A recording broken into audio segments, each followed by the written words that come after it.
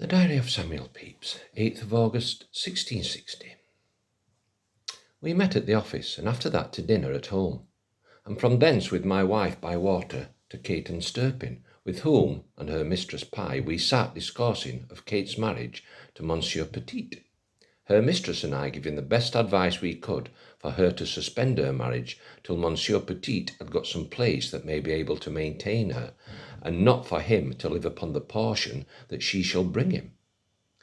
From thence to Mr. Butler's to see his daughters, the first time that ever we made a visit to them. We found them very pretty, and Colonel Dillon there a very merry and witty companion, but methinks they live in a gaudy but very poor condition.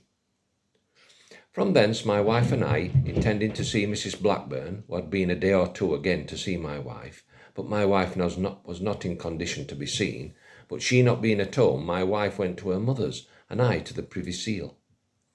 At night from the Privy Seal, Mr. Woodson and Mr. Jennings and I to the Sun Tavern till it was late, and from thence to my lord's, where my wife was come from Mrs. Blackburn's to me.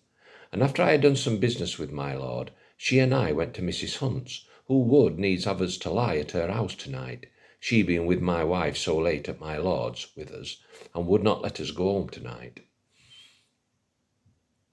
We lay there very pleasantly and at ease, I taking my pleasure with my wife in the morning, being the first time after her being eased of her pain.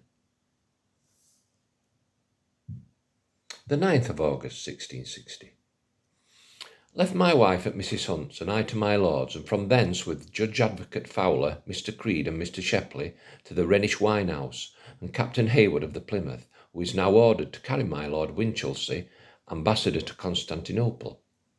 We were very merry, and Judge Advocate did give Captain Hayward his oath of allegiance and supremacy.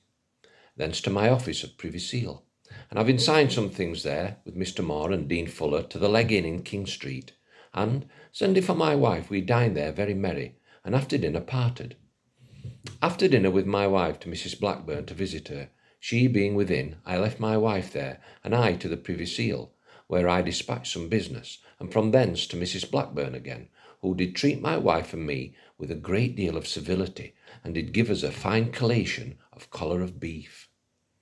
Thence I, having my head full of drink from having drunk so much Rhenish wine in the morning, and more in the afternoon at Mrs. Blackburn's, came home, and so to bed, not well, and very ill all night.